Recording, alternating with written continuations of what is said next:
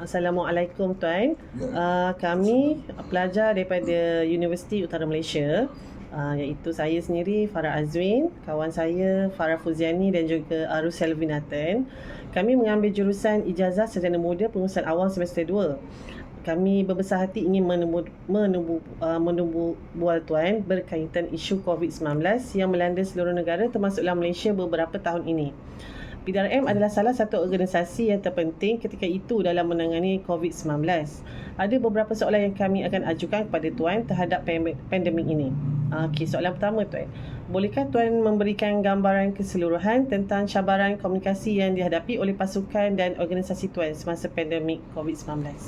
Okey, terima kasih di atas soalan yang diajukan. Okey, gambaran secara keseluruhan tentang cabaran ni sebenarnya dia banyak tau. Yang pertama sekali, kita sedia maklum, kita semasa pandemik ni kita tidak dibenarkan atau dilarang bersentuhan ataupun berada berdekatan dengan individu yang biasanya kita tidak kenal ataupun yang bukan daripada kalangan ahli keluarga kita lah. So biasanya kita kalau pergi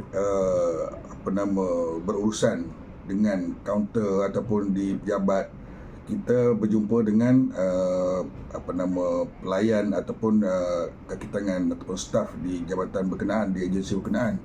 Tapi disebabkan kita dilarang untuk berada berdekatan atau bersentuhan atau berurusan secara bersemuka, kita merasakan itu sesuatu yang luar biasa bagi kita pada peringkat awal.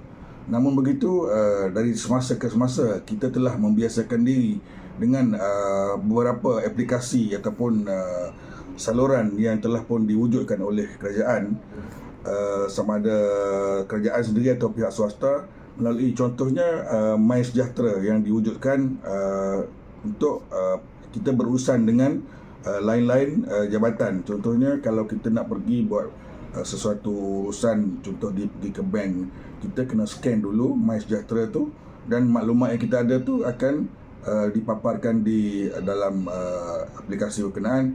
So kita telah pun didaftar masuk secara online atau di dalam sistem.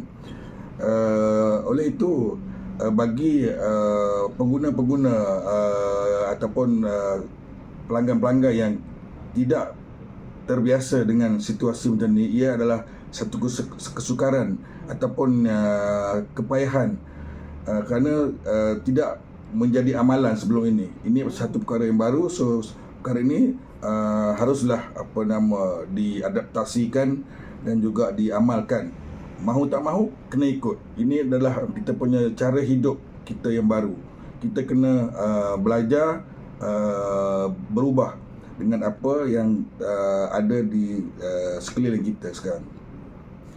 Okey, baik Tuan. Untuk soalan yang kedua Tuan, adakah terdapat sebarang alat atau platform khusus yang menjadi penting untuk mengekalkan komunikasi semasa kerja jauh? Okey, of course lah, kalau kita nak berhubung secara jauh ni, kita sebelum ni kita guna telefon kan. Untuk mengatasi masalah ni, kita sebenarnya kita sangat bergantung ataupun sangat memerlukan capaian internet yang berkelajuan tinggi. Contohnya kalau kita nak buat meeting berjauhan, kita ada Google Meet ataupun kita ada pelbagai lagi aplikasi yang membolehkan kita berkomunikasi dengan orang yang tidak ada di hadapan kita atau berhampiran kita, dan kita boleh berkomunikasi dengan ramai orang ataupun banyak pihak. Kita boleh bersatu dalam meeting yang kita panggil contohnya Google Meet. Kita boleh bermesyuarat dan juga mencapai apa-apa pendapat secara tidak bersemuka. Dengan cara ni kita dapat menyelesaikan masalah-masalah. Contohnya kita dapat memberi arahan ataupun menerima arahan, ataupun kita bermesyuarat dengan lain-lain agensi. Kita dapat mencapai satu ketetapan yang langkah-langkah yang bakal kita ambil untuk kita tangani apa-apa isu lah. So yang sangat penting adalah pada saya adalah capaian internet yang luas dan berkelanjutan tinggi. Yang untuk contoh kita melalui TV ni kita boleh dapat info-info kan. Cuma kita tidak berkomunikasi. Kita cuma boleh mendapat input saja. Tapi dengan contohnya dengan telesidang ataupun video conference ni, kita boleh berkomunikasi secara dua hala secara terus dalam masa yang sama. Okey. So soalan yang ketiga tuan, bagaimanakah pandemik memberi kesan kepada komunikasi antara pihak berkuasa, PDRM khususnya dengan orang awam? Sebenarnya tiada kesan negatif. Cumanya cara penyampaian kita tu dipelbagaikan melalui pelbagai platform seperti media massa, aplikasi-aplikasi yang kita ada di dalam negara kita, dan juga pelbagai jenis kata apa, dia punya kempen ataupun kesedaran untuk disampaikan kepada masyarakat, apa juga langkah-langkah kerjaan, dasar-dasar kerjaan dalam menangani pandemik pada masa itu. Kita sebarkan melalui pelbagai media massa lah. Contohnya dalam MySejahtera sendiri pun kita boleh tahu di mana lokasi COVID yang hotspot ataupun lokasi yang tinggi kadar positif untuk pesakit-pesakit COVID. Okey. Pada saya kesan dia bukanlah kesan negatif. Pada saya kita take it positively, kerana itu sebelum ni kita rasa susah sebab kita tak pernah mengamalkan ataupun mempraktikkan cara hidup sebegini. Tapi dengan adanya satu tragedi ataupun satu insiden iaitu pandemik COVID ni, kita telah belajar sesuatu yang baru untuk cara hidup kita yang baru. Okey, faham. So soalan yang keempat tuan, adakah terdapat sebarang cabaran atau kejayaan khusus dalam mengekalkan komunikasi dengan agensi luar?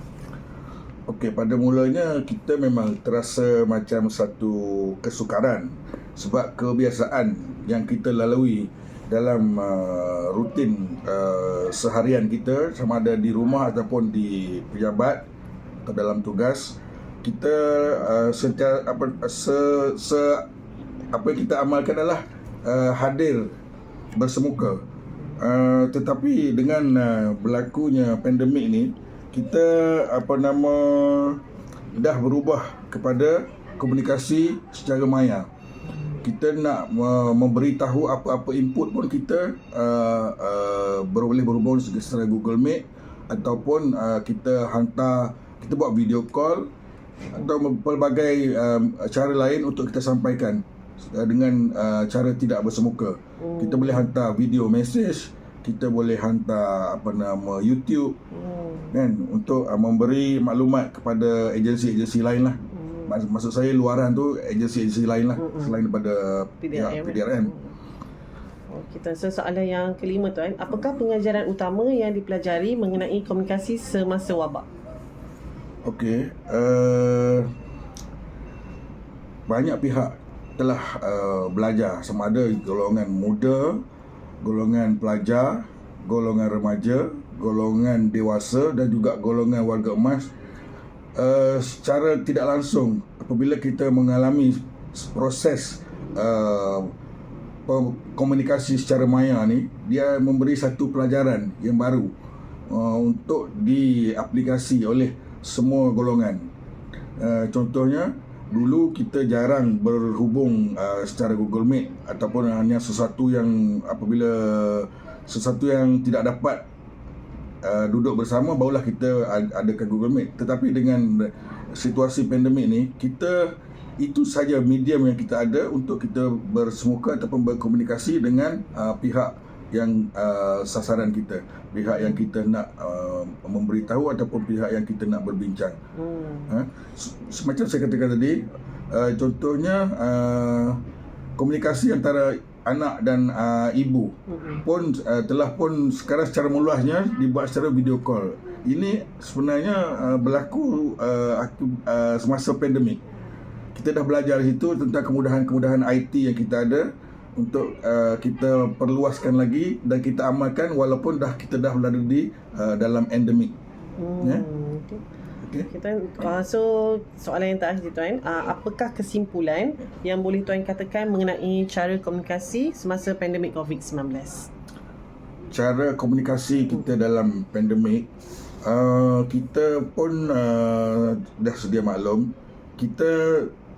komunikasi kita ni tertumpu melalui hubungan secara maya, iaitu apa yang diperlukan yang sangat-sangat penting adalah capaian internet yang secara meluas dan juga berkelajuan tinggi. Kerana apa yang saya katakan ni penting, kalau kita berada di luar kawasan litupan liputan coverage internet, so akan bermasalah dari segi perhubungan tersebut. So kerajaan kita telah pun mengambil tindakan positif dengan meluaskan capaian dan juga kadar internet berkelajuan tinggi untuk mengatasi masalah ini. So itulah yang penting. So sekarang walaupun kita dah berada di luar pandemik, kita dah masuk ke zaman endemik, kita masih lagi mempraktikkan kerana itu dah menjadi satu cara hidup baru pada kita. Okey. Maknanya komunikasi kita ni dari masa ke semasa akan berubah. Kalau dahulu kita hanya contohnya apabila seorang guru mengajar anak murid hanya bersemuka di dalam kelas ataupun di dalam bilik darjah. Tapi secara meluaskan dilakukan melalui telesidang ataupun secara maya. Itu saja pendapat saya. Okey Tuan, terima kasih banyak Tuan di atas penerangan Tuan sebentar tadi. Terima kasih banyak Tuan dan itu saja Tuan. Okey, terima kasih. Terima kasih, selamat. Okay.